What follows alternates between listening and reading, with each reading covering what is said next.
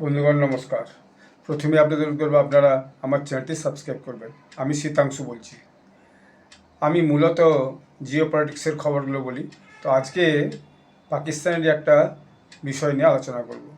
আপনাদেরকে আমি আগেও বিভিন্ন ভিডিওতে জানিয়েছি যে পাকিস্তানে একটা ভয়ানক গোলমাল চলছে বিভিন্ন প্রদেশে। সবচেয়ে বেশি চলছে আপনার বালুচিস্তানের তো যারা বিএলএ এবং মাজিদ গ্রুপ তারা যৌথভাবে বালুচিস্তানের স্বাধীনতা ঘোষণা করেছে এবং বালুচিস্তানের অবস্থা অত্যন্ত সংকটপূর্ণ। সেখানে পাকিস্তান আর্মির লোকজন যেতেই চাইছে না। সেখানকার যে তথাকথিত পাকিস্তান স্পন্সর্ড যে সরকার, সেই সরকার একদম অকেজো হয়ে গেছে। এর বাইরে খাইবার পাখতুনখোয়া, সেখানেও ভয়ানক গোলমাল চলছে। টিটিপি বিভিন্ন সময়ে পাকিস্তানের বিভিন্ন রাজ্যের বিভিন্ন জায়গায় এসে আক্রমণ চালাচ্ছে, চোরাগপ্তা আক্রমণ চালাচ্ছে। এরপরে গিলগিট বাল্টিস্তান, সেখানেও একটা ভয়ানক অশান্তি চলছে। সেখানে মানুষের ভিন্নতর অভিযোগ। আর যেটা পাক অকুপায়েড কাশ্মীর, সেখানে তাও একটা ভয়ানক অবস্থা।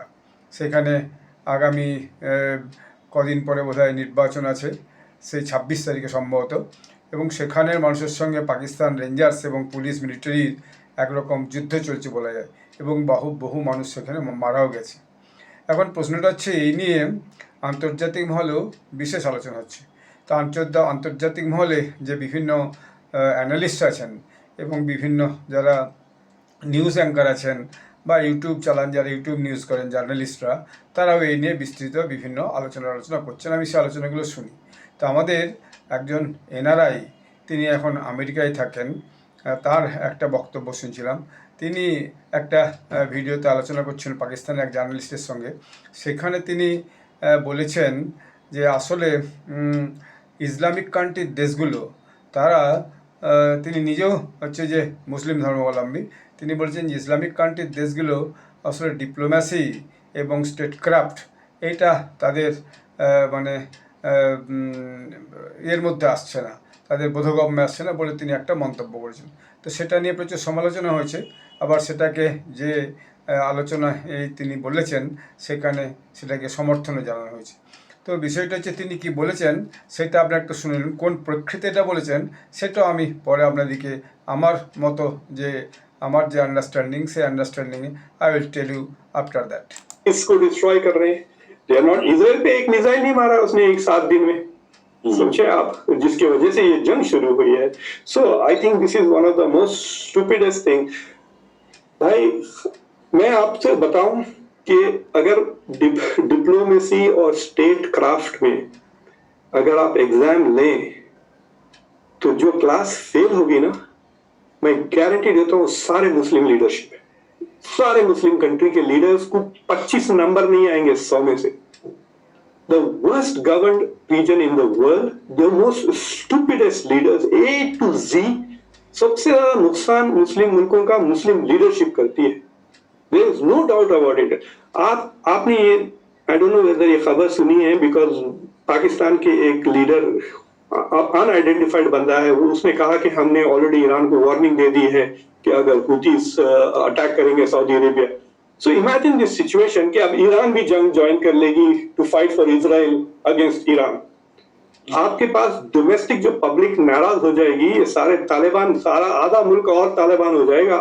If India attacks Iran, if Pakistan attacks Iran to protect US, Israel, Saudi Arabia, UAE, सोचे आप। So just to let you know that Pakistan will never target Iran. I hope not. I hope not. को बहुत अच्छे से हमें पता है कि इनके साथ खेलना कैसे है। ये we know कि ये सारे इनका दिमाग किधर है। जैसे आपने कहा ना, इनके फॉरेन पॉलिसी में 25 नंबर भी नहीं आएंगे, मतलब आप हम तो समझ रहे 15 भी नहीं आएंगे, सच्ची बात नहीं है। हमारे डोमेस्टिक में तो 0 आएंगे sir. This is I think कि जो आपकी क्या जिम्मेदारी है, the purpose of the government is to make the life हयात तय्यबा लफ्ज इस्तेमाल होता है, make the life of your people better. ये है आपका काम, ना कि आप आइडियोलॉजिकल जंगें जीते हैं। ये your job is to make the people जिसके आप रिस्पॉन्सिबल हैं हैप्पी। एक मैं एक छोटा सा किस्सा सुनाता हूँ। एक साहब आते हैं सूफी शेख के पास, बोलते सर मैं आपको मेरा खलीफा बनाना चाहता हूँ। सर यार मैं तेरे पाँव पड़ता नहीं बनना है मुझे तुम्हारा खलीफा। नहीं सर आपको मैं अपना खलीफा बनाना चाहता हूँ। फाइनली वो अग्री करते हैं। फिर वो जहाँ जहाँ जाता है वो उसके पीछे पीछे आने लग जाते हैं शेख। तो बोलता आप मेरे पीछे क्यों नहीं आए? सर अब मेरा जॉब है टू प्रोटेक्ट यू, बिकॉज मैंने तुम्हारी जिम्मेदारी ले ली। अब मैं तुम्हारी घर की भलाई, मैं तुम्हारी बीवी बच्चों की ख्याल रखूंगा, तुम्हारे घर का ख्याल रखूंगा, तुम्हारी फ्यूचर का ख्याल रखूंगा, क्योंकि I have taken the leadership position. People don't understand कि once you are a leader of a country, your job is to make sure that your citizens survive। Her citizen की जिंदगी अहमियत है। हजारों लोग मर रहे हैं ईरान में, 5,000 के करीब मर चुके हैं। ये जो जंग लड़ रहे हैं इन्होंने 15 भी नहीं मारा दुश्मन को, तो क्या बात कर रही है? सो आई थिंक ईरान, मतलब we are happy, a lot of people जो ट्रम्प के खिलाफ हैं और इसराइल से नाराज हैं वो खुश हैं कि ईरान ने इतना नाको चने चबा दिया इनको। But let me tell you the cost that Iran is paying is, उसकी रिकवरी के लिए सालों लग जाएंगे, बिलियंस ऑफ डॉलर लग जाएंगे। और अगर जंग के बाद सैंक्शंस रहे ना तो वो then they will not be able to recover also from the war that easily। सोचो आप जंग, let's say कि अगले महीने ट्रम्प डिसाइड के ठीक है मैं जंग रोक देता हूँ, let it be, दूसरे लोगों को हॉर्मुज से बचना है तो बच ले। बट फिर ईरान अगर तेल नहीं बेच सकता, वहां पे उन्होंने एक एयरक्राफ्ट कैरियर खड़ा करके एक अगर ऑयल टैंकर को इंडिया अमेरिका डुबा दे तो फिर खत्म हो जाएगा ईरान से एक्सपोर्ट। वो ट्रेन से बेच सकते हैं थोड़ा बहुत चाइना को, बस उससे ज्यादा कुछ नहीं होगा। Development is going to be very difficult. So this is horrible thing. दूसरी में चाबहार की आपने बात की थी, I just wanted to let you know, मैंने चेका कि चाबहार के 2 चीजों को उन्होंने अटैक किया। वहां पे दो सेट्स ऑफ पोर्ट्स हैं। तो जो इंडिया का है वो बिल्कुल अनअफेक्टेड है, इट इज नॉट डैमेज्ड।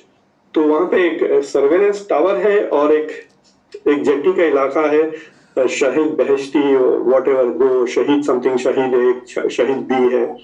तो जो एक हिस्सा हैज बीन अटैक जहां से वो ऑयल टैंकर जो डार्क शिप्स कहते हैं ना, ऑयल टैंकर जो इलीगली जाते हैं तेल बेचने, वो हिस्सा अमेरिका ने तबाह कर दिया है।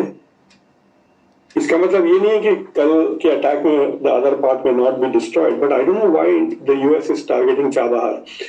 इसलिए कि वो समझते हैं कि चाबहार से और चाबहार इस मैरीटाइम ट्रैफिक की कंट्रोल करने की कैपेबिलिटी खत्म करना चाहते हैं ताकि बिल्कुल बिल्कुल, हाँ, that is why they are attacking Chabahar. But अभी तक जो इंडिया का जो इन्वेस्टमेंट जो जिस जेटीज में हुआ था वो वैसे वो बरकरार है, that hasn't been lost here.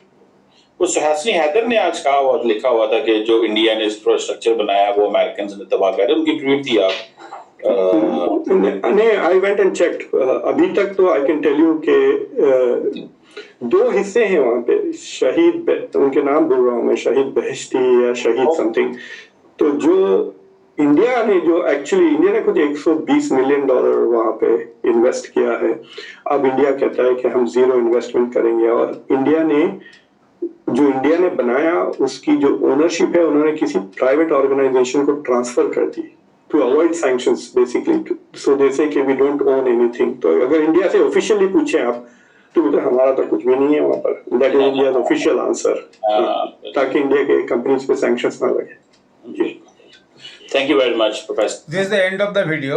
So, with the courtesy of this Professor Muqtadir Khan, who is originally from Hyderabad, India, and now is a professor in US University, and the other person is Dr. Komor Chima, who is very popular in India, and so is world order with Komor Chima. तो मेरा कहना है कि ये 3-4 बात मुक्तादिर खान ने एकदम सही कहा। 1 নম্বর তো উনি বলেছেন যে ইসলামিক কান্ট্রি লিডারদের ডিপ্লোম্যাসি এবং আপনার স্টেটক্রাফট সম্পর্কে অভিজ্ঞতা নাই। এটা আমি ওনার বেশিরভাগ ওনার নিজস্ব চ্যানেল আছে কনভারসেশন, তো আমি সেটা প্রমোট করার জন্য এখানে বক্তব্যটা বলছি, সেখানেও আমি শুনেছি, তারও একটু আমি রেফারেন্স পরে দিচ্ছি। সেটা হচ্ছে যে ইসলামিক কান্ট্রি লিডারদের এই যে ডিপ্লোম্যাসি এবং স্টেটক্রাফট দে ডোন্ট নো, এবং এর উপরে যদি একটা কোনো পরীক্ষা হয় সেই পরীক্ষাটা তারা 25 নম্বরে বেশি পাবে না। যদিও তারপরে ডক্টর চিমা তিনি বলছেন যে না আসলে 15 নম্বরে বেশি পাবে না। একটা। দ্বিতীয় বক্তব্য হচ্ছে যে আপনার একটা রাষ্ট্রের দায়িত্ব কি, সরকারের দায়িত্ব কি? সরকারের দায়িত্ব হচ্ছে যে to protect his citizen, to promote his citizen, to make easier of the life of the citizen. অর্থাৎ মানুষের যে আপনি যখন সরকারের দায়িত্ব, তিনি একটা গল্প বললেন আর কি, সেই গল্পের মধ্যে তিনি যেটা বলতে চেয়েছেন যে সরকারের দায়িত্ব হচ্ছে মানুষের জীবনকে আরও অনেক বেশি হ্যাপিয়ার করে তোলা, স্বচ্ছ করে তোলা, সুবিধাজনক সুযোগ সুবিধা যে বেশি পৌঁছে দেওয়া, not that to make fight with the people. অর্থাৎ মানুষের সঙ্গে সরকার যুদ্ধ করবে, সেটা সরকারের দায়িত্ব নয়। সরকারের দায়িত্ব হচ্ছে মানুষের কাছে সমস্ত বেসিক ফেসিলিটিস, সেই বেসিক ফেসিলিটিসগুলো পৌঁছে দেওয়া, জল পৌঁছে দেওয়া, বিদ্যুৎ পৌঁছে দেওয়া, তার কাছে আজকের দিনে ইন্টারনেট পৌঁছে দেওয়া, তার যার ঘর নেই তাকে ঘর করে দেওয়া, রাস্তা নিয়ে রাস্তা করে দেওয়া, এবং যদি খাদ্যর অভাব পড়ে তাহলে সরকারের পক্ষ থেকে খাদ্য দেওয়া। এটা উনি বলছে। একটা কথা উনি বলেননি যে নরেন্দ্র মোদী ভারতের প্রধানমন্ত্রী, তার ডিপ্লোম্যাসি এবং স্টেট ক্রাফটের ব্যাপারে হি ইজ অ্যাবাভ অল। মানে এখন তো সারা পৃথিবীর বুকে এটাই আলোচনা হচ্ছে how other all major countries, powerful countries are involve with war with neighbouring countries except India. যেমন দেখুন, রাশিয়া 4.5 বছর 5 বছর ধরে যুদ্ধ করছে ইউক্রেনের সঙ্গে, ইউক্রেন দখল করতে পারেনি। আমেরিকা ইউক্রেন যুদ্ধ, ডোনাল্ড ট্রাম্প বলেছিলেন যে ফিরে আমি ক্ষমতায় এসেই আমি এই যে ইউক্রেন রাশিয়ার যুদ্ধ বন্ধ করে দেবো, তিনি কিছু করতে পারেননি। উল্টে তিনি নিজে একটা বৃহৎ যুদ্ধের সঙ্গে জড়িয়ে গেছেন। আমেরিকা ইসরায়েল মিলিয়ে ইরানের সঙ্গে যুদ্ধে লিপ্ত হয়ে গেছেন এবং ইরানকে একদম শেষ করে দিচ্ছেন। আর ইরানের যে লিডারশিপ, সেটাও উনি বলেছেন, পুরো ভিডিওটাতে আমি শুনেছি, যে ইরানের যে লিডারশিপ তারা নিজেরা শেষ হয়ে যাবে, তবু তারা এই যুদ্ধ থামাবে না। এবং যে কথা উনি বলেছেন সেটা পাকিস্তান সম্পর্ক করছে। এই জন্য বলেছেন, তার আগে একটা বিষয় আলোচনা, যে সেটা হচ্ছে যে পাকিস্তান অরিজিনালি তাদের নিজেদের দেশের মধ্যে যে ভীষণ অশান্তি চলছে, মানুষের আর্থিক অবস্থা যে অত্যন্ত খারাপ, মানুষের কাছ পর্যন্ত যে বেসিক ফেসিলিটিসগুলো পৌঁছায়নি, খাইবার পাখতুনখোয়াতে এত বড় শান্তি, গিলগিট বাল্টিস্তানে এত বড় শান্তি, বালুচিস্তানে এত বড় শান্তি, এবং কাশ্মীর এত বড় শান্তি। আর এই দেশ এখন চলেছে নেগোসিয়েশন করতে। কার সঙ্গে নেগোসিয়েশন করতে? ইরানের সঙ্গে আমেরিকার নেগোসিয়েশন করতে চলেছে। তো এর কোনো মানে হয় নাকি? নিজের ঘরের মধ্যে আগুন জ্বলছে আর আমি অন্যের ঘরের আগুনে জল দেওয়াতে যাচ্ছি, এর মধ্যে কতটা বুদ্ধি কাজ করছে সেটা নিয়ে উনি প্রশ্ন তুলেছেন। দ্বিতীয়ত যেটা বলেছেন, যে অনেকে ভারতে একটা ন্যারেটিভ চালাচ্ছে যে আমেরিকা যে ছাভার পোর্ট, সেই ছাভার পোর্টকে ধ্বংস করে দিয়েছে। অর্থাৎ তিনি আজকে পরিষ্কার করে দিয়েছেন উনি যে ছাভার পোর্ট ধ্বংস হয়নি। ছাভার পোর্টের দুটো অংশ আছে, একটা অংশে সেটা ভারত সরকার একটা প্রাইভেট কোম্পানিকে দিয়ে দিয়েছে, এবং আরেকটা অংশ অন্য ইয়েতে আছে, যেটা প্রাইভেট কোম্পানিকে দিয়েছে। তার একটা ওয়াচ টাওয়ার ছিল, সেই ওয়াচ টাওয়ারটাকে আমেরিকা ধ্বংস করেছে, বা তাকে ডিস্ট্রয় করেছে, বা তাকে তার উপর আক্রমণ করেছে। ফলে কি হয়েছে, সেটার কারণে তিনি যেটা বললেন, ডক্টর কমর চিমা যেটা বললেন, সেটা হচ্ছে সেটা আসলে যে ওখানে মেরিটাইম যে ওয়াচ টাওয়ার ছিল, যে জাহাজ ফাজ কীভাবে যাতায়াত করছে, সেইটা যাতে বন্ধ করে যায়, সেটার জন্য তিনি এইটা করেছেন। তো বিষয়টা হচ্ছে যে তার মানে যে ভারতের যে ডিপ্লোম্যাসি এবং স্টেটক্রাফট এখন সবচেয়ে পৃথিবীর বুকে সমাদৃত স্টেটক্রাফট, এটা উনি বলেননি, কিন্তু এটা আমি বলছি। কারণ দেখুন, ভারত যেভাবে বিভিন্ন দেশের সঙ্গে, সেশেলসের সঙ্গে করেছে নরেন্দ্র মোদীজি, যে তারপরে ভেরি রিসেন্ট যেটা করেছে আপনার ইন্দোনেশিয়ার সাথে, তারপরে অস্ট্রেলিয়ার সাথে, তারপর নিউজিল্যান্ডের সাথে, এই যে ডিপ্লোম্যাসি, যে এক দেশের সঙ্গে কীভাবে সম্পর্কটা তৈরি করা যায়, এক দেশের সঙ্গে কীভাবে আর্থিক বিষয়গুলো বাড়ানো যায়, কীভাবে নতুন নতুন ব্যবসা বাণিজ্যের পথ খুলে যায়, কীভাবে সমুদ্র সিকিউরিটি সুনিশ্চিত করা যায়, এইসবগুলো নিয়ে কিন্তু ভারত এবং নরেন্দ্র মোদীজি ব্যাপকভাবে কাজ করছেন। এবং মানুষের যাতে জীবনে সহলিত হয়, তার জন্যও আপনি দেখুন 80 থেকে 82 কোটি মানুষের ঘরে প্রতি মাসে মাথাপিছু আপনার হচ্ছে 3 কেজি গেহু আর 2 কেজি চাল তিনি দিচ্ছেন মাথাপিছু। অর্থাৎ একটা পরিবারে যদি মিনিমাম গড় অ্যাভারেজ 5 জন যদি সদস্য সংখ্যা হয়, তারা 10 কেজি চাল পাচ্ছে সরকারি বিনামূল্যে, এবং তারপরে আপনার 5 জনে 15 কেজি তারা গম পাচ্ছে। অর্থাৎ এই যে 15 কেজি এবং 10 কেজি 25 কেজি যে চাল গম পাচ্ছে একটা পরিবারের, সেটা কমপক্ষে তার হচ্ছে যে 15-20 দিনের যে বেসিক যে ক্ষুধা নিবৃত্তির কাজটা তার করবে, তারপর সে তো কিছু না কিছু কাজ করবি, তার সাথে আরও অনেক রকম সাহায্য কিন্তু পৌঁছে যাচ্ছে কৃষকদের জন্যে মাসে বছরে 6,000 টাকা, তারপরে মহিলাদের জন্য বিভিন্ন প্রকল্প, স্বাস্থ্য চিকিৎসার জন্য আয়ুষ্মান ভারত। এখন কাল পর্যন্ত ঘোষণা আছে, আজকেও আমি পেলাম আমার পেপারের মধ্যে একটা কাগজ এসেছে যে আপনি যদি ছাদের মধ্যে সূর্যঘর করেন, অর্থাৎ যে সোলার এনার্জি যদি প্লেট বসান, তাতে সরকার কী কীভাবে সাহায্য করবে, ভর্তুকি দেবে 30,000, 40,000, 50,000, 60,000, 70,000, কত ইউনিটের উপর আমি বসাচ্ছেন সেটা সাহায্য দেবে, বাকিটা আপনাকে কিছুটা খরচ করতে হবে, অর্থাৎ পার্টিসিপেটরি হবে। তো ফলে এই যে যাতে করে আগামী দিনে এই যে ফসিল ফুয়েল বেসড যে বিদ্যুৎ, অর্থাৎ কয়লা জ্বালিয়ে যে বিদ্যুৎ তৈরি হচ্ছে থার্মেল পাওয়ারে, অথবা যে জল থেকে বিদ্যুৎ তৈরি হচ্ছে হাইড্রোলিক পাওয়ারে, বা এখন তো অ্যাটমিক রিসার্চ থেকেও অ্যাটমিক যে প্লান্ট থেকেও বিদ্যুৎ তৈরি হচ্ছে, অ্যাটমিক প্লান্ট থেকে অতিরিক্ত বিদ্যুৎ তৈরি করার জন্য অস্ট্রেলিয়ার থেকে যে ইউরেনিয়াম কেনার যে বিষয়টা তিনি চুক্তি করে এসেছেন, যেটা আগে হয়নি, এরপরে অস্ট্রেলিয়ার থেকে পর্যাপ্ত ইউরেনিয়াম পাওয়া গেলে আরও অনেক বেশি অ্যাটমিক প্ল্যান্ট হওয়ার ফলে ফসিল ফুয়েল থেকে বা কয়লার থেকে বা হাইড্রোলিক পাওয়ার থেকে, জল থেকে যে বিদ্যুৎ তৈরি করা যে খরচা, সেটা অনেক কমবে। সাথে সাথে বিদ্যুৎ ব্যবহার যাতে করে পরিবারগুলো নিজেদের উৎপাদিত বিদ্যুৎ, যেটা আপনার সূর্য থেকে পাওয়া যাবে, সেই বিদ্যুৎটা যাতে তারা নিজেরা তৈরি করে নিজেদের জেনারেট করে বাড়িতে ব্যবহার করতে পারে, সেই সুযোগগুলো বাড়িতে, অর্থাৎ মানুষের জীবনযাত্রার মানকে উন্নত করার জন্য ভারত সরকার সর্বতভাবে কিন্তু দেশের মানুষের জন্য কাজ করেছে। এইটাই তফাৎ, পাকিস্তান এটা করছে না। পাকিস্তান খালি ওই লোকের দেশের বা ইরানের সঙ্গে আমেরিকার যুদ্ধ হচ্ছে যে মেটাবার জন্য তারা বিভিন্ন জায়গায় মিটিং করতে হচ্ছে, মধ্যস্থতা করতে গেলে তার একটা শক্তি দরকার। আমেরিকার মতো একটা বৃহৎ শক্তি রাশিয়া এবং ইউক্রেনের যে যুদ্ধ, সেই যুদ্ধকে বন্ধ করতে পারেনি। আর পাকিস্তান যাচ্ছে ইরান এবং আমেরিকার যুদ্ধের নেগোসিয়েশন করতে, এর থেকে হাস্যস করতে আর কিছু হয় না।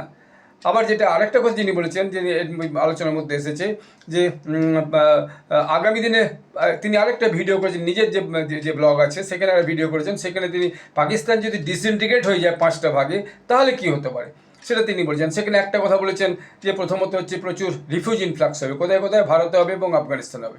ভারত কখনোই চায় না যে পাকিস্তান ডিসইন্টিগ্রেট হোক।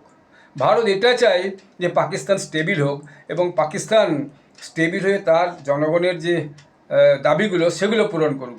এই যে সত্যটা, এই সত্যটা এখন অনেকে বুঝে উঠতে পারে। একতে ভারত সরকার বা মিলিটারি সাহায্য করছে না, অথবা কেন এই মুহূর্তে এরকম একটা গোলমালের সময় কেন কাশ্মীর, পাক অকুপাইড কাশ্মীরকে ভারত নিজের দিকে আনছে না। তার 2-3টে সমস্যা আছে। প্রথম, ভারতকে একটা যে যুদ্ধে জড়িয়ে পড়তে হবে।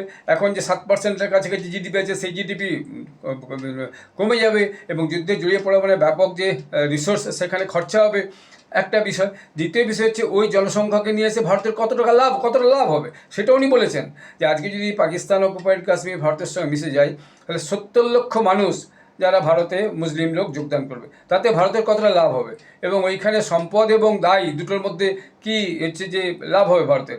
তো এই বিষয়গুলো আগামী দিনে খুবই গুরুত্বপূর্ণ বিষয়। তো আমি তো মনে করি ভারত সরকার তার যে দিশাতে চলা উচিত, সঠিক দিশাতে চলছে।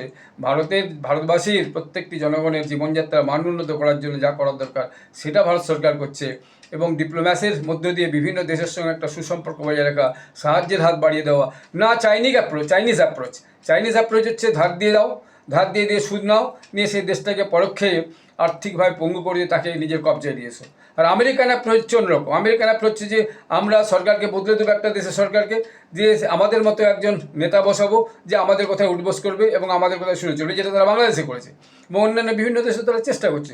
ফলে এই যে দুটো নীতির মাঝখানে ভারত যে একটা সহযোগিতার পলিটিক্স অন্যান্য দেশের সঙ্গে করছে, একটা ডিপ্লোম্যাসি করছে, এবং একটা যে স্টেটক্রাফট, যে stability and piece within the country, focus on development within the country, focus on GDP, focus on business, focus on industry, focus on employment for the youths, এই যে দিশাতে কাজ করছে, এইটা ভারতের এই যে ডিপ্লোম্যাসিটা এবং যে ভারতের যে স্টেট ক্রাফটটা উইদিন দ্য কান্ট্রি এবং relationship with other countries, neighbouring countries, active policy, এইগুলো যথেষ্ট সারা পৃথিবীর বুকে আজকের দিনে কিন্তু সমাদৃত হচ্ছে।